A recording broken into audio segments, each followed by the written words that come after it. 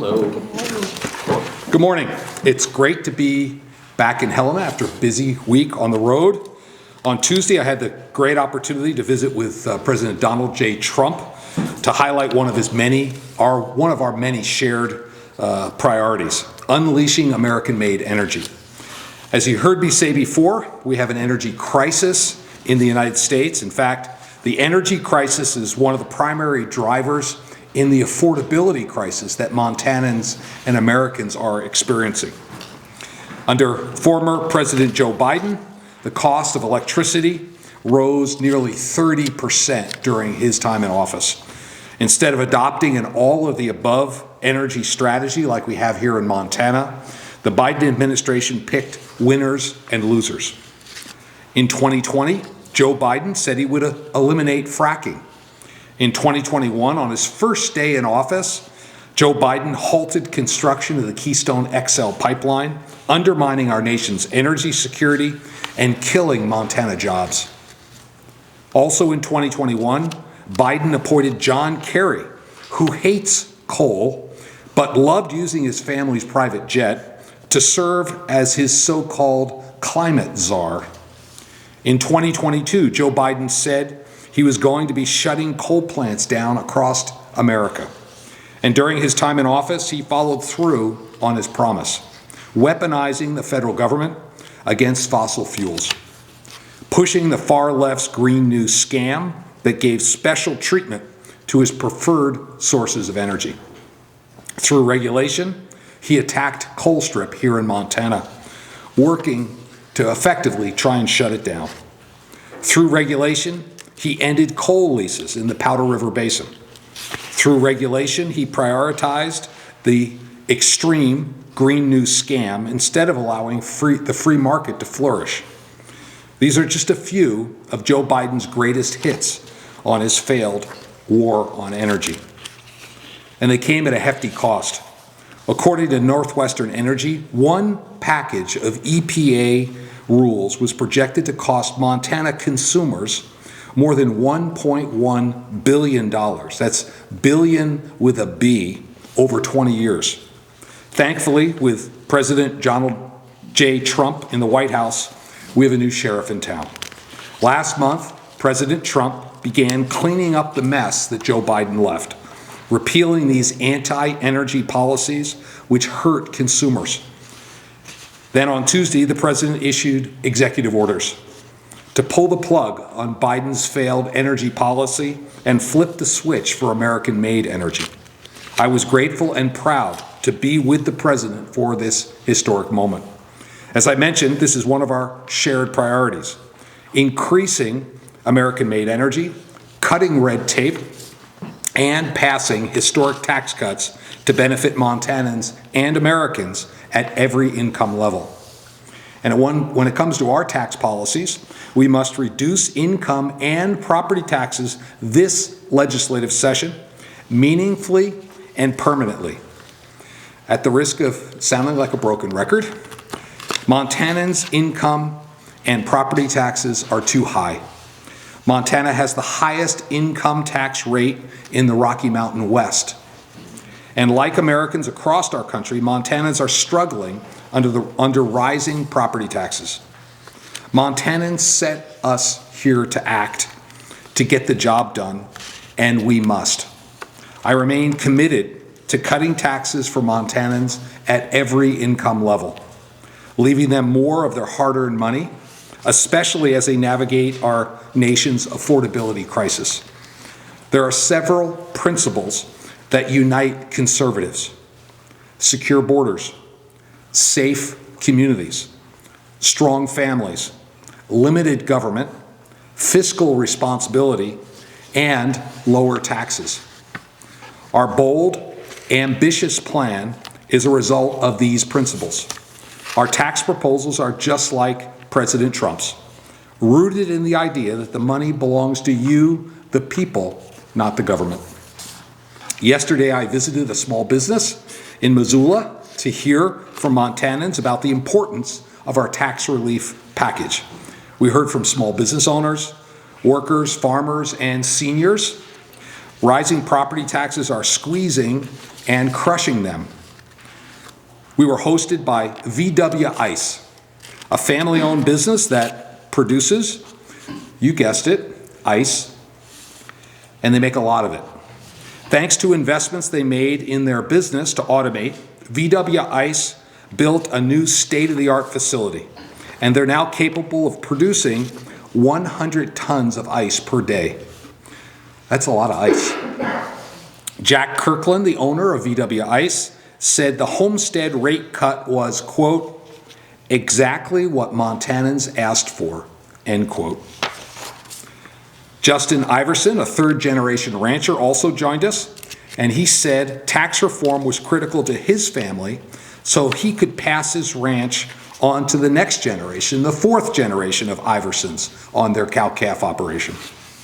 I also met Missoula homeowners, the Fosters, who have felt the pinch of rising property taxes. They are desperate for relief as they head into retirement. To sum up, what did I hear yesterday at VW Ice? It's this. We can't put property tax relief or income tax relief on ice this legislative session. And if legislators don't deliver on meaningful, permanent income and property tax relief, they will be on thin ice with Montana voters. I am convinced the homestead rate cut remains the best option for delivering meaningful, permanent property tax cuts this year. For Montanans, for the place they call home, their primary residence. For small businesses and renters. Not, for example, Californians who drop into their Montana home once or twice a year to ski at their vacation house. We must keep Montanans, not out-of-staters, at the forefront of our minds. That's why I continue to push for the homestead rate cut, which was the product of a year-long effort to address rising property taxes. Our task force included members of the legislature from both sides of the aisle, policy experts, local officials. The homestead rate cut was thoroughly developed and vetted. We need to get it done. I will note the legislature is hard at work. We are in the home stretch. As we head into the final days of this legislative session, I remain focused on delivering on the bold agenda Montanans elected all of us to deliver. Cutting taxes, unleashing energy, supporting law enforcement, and bringing the American dream into greater reach for all Montanans. We'll continue to push for our priorities, the priorities of hardworking Montanans across our state, the priorities they made clear at the ballot box to make their dreams a reality. And with that, I'd be happy to open up for questions, and I would just ask that when you ask a question, please state your name and news outlet. Yes? Kayla Scholar with the Daily Montanan. There's a lot of talk right now about how federal cuts might affect the state budget. And one of your budget people talked about a proposal that your office was working on, and I'm wondering if you might talk a little bit more about the steps that you can take to try to fortify the state budget and where you see vulnerabilities that are a little outside control. Yeah, so we're tracking the changes that the federal government is making, and each agency is looking at what potential impacts would be. I'm pleased that because of our conservative fiscal budgeting over the last couple of cycles, we've had surpluses, and it's allowed us to eliminate all the debt in the state, build up our reserves. Again, the information we're getting from the federal government literally is changing on a day-by-day basis. So they've said they're going to act fast, and they're going to make some mistakes, and they'll come back and fix it. So we're going to advocate for Montana's interests, but I'm pleased that we're in such strong financial shape as a state. Yes, Jonathan. Thank you, Governor. Jonathan Andarian from the Montana Television Network. We're starting to see down in the legislature a lot of bills setting up trusts and putting, tens, hundreds of millions of state dollars into trusts and for longer term down the way. And I wonder, especially in light of, as you say, sort of uncertainty, if that's something that you're looking at favorably, if it's something you're interested in, or what your thoughts are on that. Yeah, so the question is really about trusts. We'll have to see what final form they take. Montana has a long history. We have our coal trust that's been used to benefit the schools and other purposes as based on the priorities of the legislature. I want to remind folks, we're in this position because of our conservative budgeting over the last 2 sessions. We had a large surplus in 2021. We prioritized first giving it back. We did that with rebates, permanently lowering the taxes, and then just like any Montana family, we had a lot of deferred maintenance, and when you get a little extra, you replace the water heater or fix the roof. We've been doing that, and we've had the benefit of doing that over 2021, 2023. We now have another surplus. So the question is, now that we've taken care of a lot of the deferred maintenance and we've lowered taxes somewhat, what's the most appropriate thing to do? I think mostly we should give the money back in the form of lower tax rates, but we also have some long-term needs, and these trusts may be a way to do that, although we'll reserve judgment until I get the final budget. Yeah. Eric Bishop, Montana Progress. You mentioned being back in D.C. this last week. When you were there, did you have a chance to talk to the president at all about tariffs and trade policy and potential impacts on Montana out of that? Yeah, so I had a good visit in Washington, D.C. I was at the White House for the coal event, and pleased with the executive orders. He's going to get rid of a discrimination against coal in all federal agencies. He's also has empowered the Department of Justice to go after states that also discriminate against coal. As you know, Montana has more coal than any other state in the country. We've been keeping the lights on here, keeping costs low, doing the same thing for Seattle, and most of the Bull Mountain mine coal goes to Japan. So we've been keeping the lights on in Tokyo as well. I didn't have a separate tariff discussion with the president. I did have a chance to meet with the chairman of the Natural Resources Committee, Bruce Westerman, to talk about forest management and wildfires. I did have a chance to meet with the new chief of the Forest Service, Tom Schultz. We had a good conversation about forest management and a more of a collaborative working relationship between the Forest Service and us. We've all been watching with some anxiety the volatility we've seen in the market. The president did share with us during the meeting, about 70 countries have come forward now and said, listen, we hear you, we want to lower our tariffs that have been unjustly applied against the United States for a long time. The president's been clear, there's going to be a little disruption here, but I'm encouraged by the progress he's made in these negotiations, using tariffs as a tool to get a better deal for the United States. Yeah, Shelley? Governor, Shelley Rager, Montana Public Radio. I've heard you speak before about finding the balance of promoting an all of the above energy approach and still protecting the environment. Do you think President Trump is striking that right balance and to mitigate emissions from coal production and coal firing?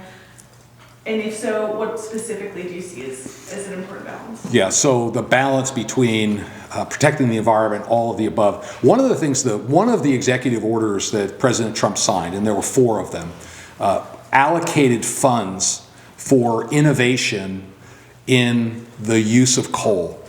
And I think that's a positive step. The coal plants we have today are not the ones that existed 50 years ago. We can add capabilities to these plants to burn coal cleanly, and we should. Montanans deserve a clean environment. They also need affordable energy, and coal is one path to get there. Yeah, Micah. Governor, Micah Drew with the Daily Montanan. There's been a big push this legislative session to make some changes to the judicial branch. And I know that you spoke in your State of the Union or State address about wanting to see a partisan judicial bill reach your desk. We saw 5 of those go down. It doesn't seem like the appetite is there in the legislature. Can you comment on that and kind of what you would like to see going forward now? Sure. I don't think my position has changed since the State of the State. We've seen decisions come out of the Montana Supreme Court and some district courts where they're really, in my view, political decisions, overturning the will of the legislature and the administration.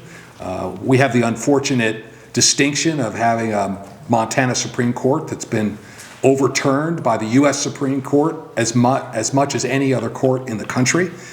So the elections of judges today are nonpartisan in name only, and a number of other states have added partisan affiliation to judicial candidates. I advocated for my state of state. I still think it's a good idea.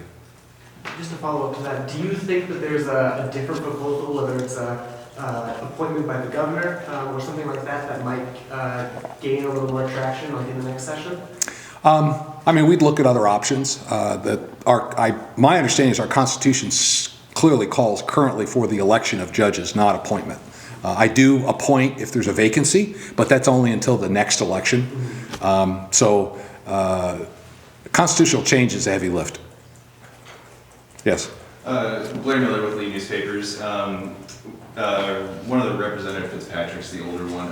He has a bill to create a new Department of Health Services and sort of break off some of this facilities stuff from DPHHS. I'm just curious if you have any thoughts on that bill as it's being developed and discussed. Yeah, I'm not going to weigh in on that specific legislation, but I will tell you more generally, we are opposed to bigger government.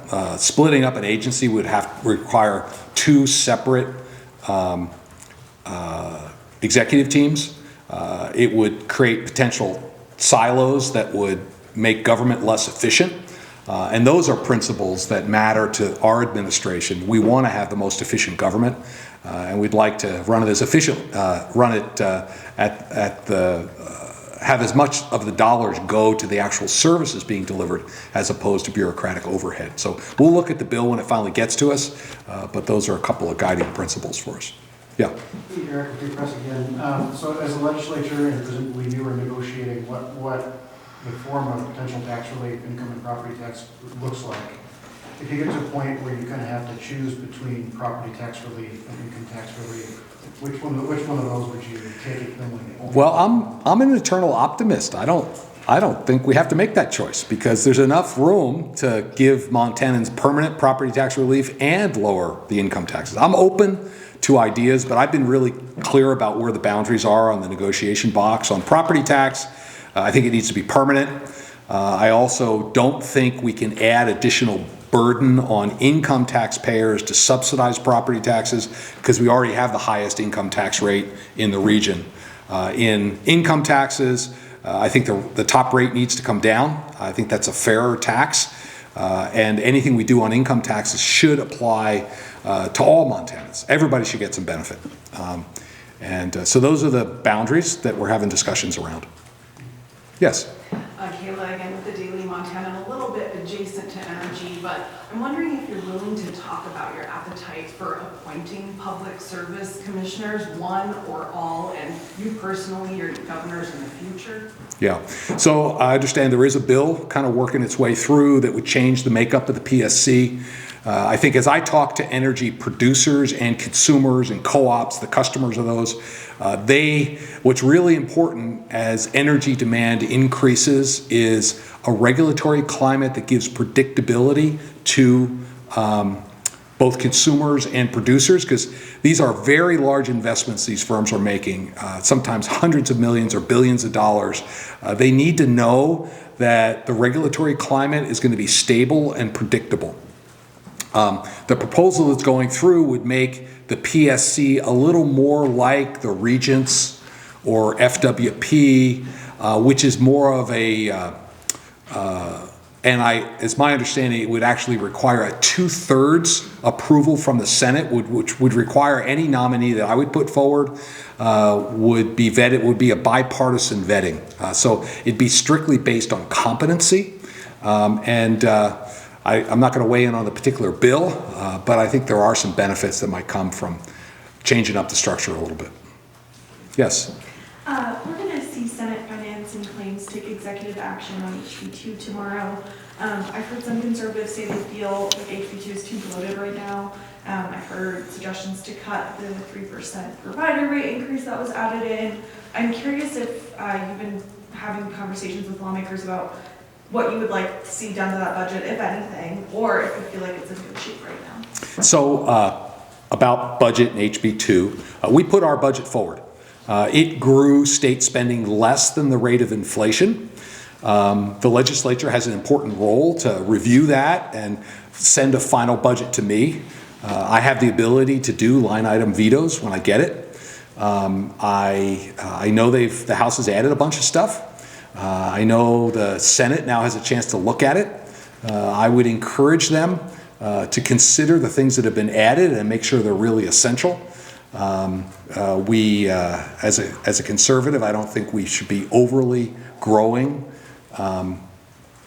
state government, and I'd like to see the final budget grow less than the rate of inflation. So we're going to have to take a look at each one of those items. And I would encourage the Senate, I know they will, be diligent in going through it line by line and making sure we only have things there that we absolutely need. Yes? Micah Drugan from Daily Montana. We've seen a couple bills that take a look at how marijuana tax revenue is utilized. And I know that there's one going through that keeps the current conservation framework in place, but it takes most of that money that was going to go to the general fund, and it reallocates it to things like the Department of Justice and law enforcement grants. And I'm wondering if that's something that you think is a good use of that marijuana funding, or if you'd like to see that go more to the general fund to be allocated elsewhere. Well, I'll have to wait for the final bill to make a decision. I will say that we already allocated a bunch of the marijuana funds to the HART Fund. That was our initiative in 2021. We also added to our base budget increased funding for law enforcement. So we'll have to see, but I would hate to duplicate the funding that's already there. Okay, Jonathan, we'll make that the last question. Thank you, Governor. Jonathan and Varian again. When we spoke last week, 231, the homestead bill was tabled. It's now off the table. And I wanted to see if your budget office, your office has had been in discussions with lawmakers about providing that, and if so, if you have had any talks about where it might go from here. Well, I hope it comes to my desk. I've been pretty clear. I mean, the 231, the homestead rate cut, is the result of a year-long bipartisan process to get property taxes down for Montana residents, small businesses, and renters. We think it's the right policy, and I hope it gets to my desk. I was pleased to see it revived. They are talking now about potential amendments. Do you want to see the kind of the structure of it maintained, and maybe with the details be willing to tweak it a little bit, or have you given any thought to that? We'll have to see what final form it's in. Amendments can make a bill unpalatable. I don't know if these particular amendments do, but we think the structure that came out of the task force is the right structure, and that's why we're supporting it. Okay, thanks everybody. Thank you.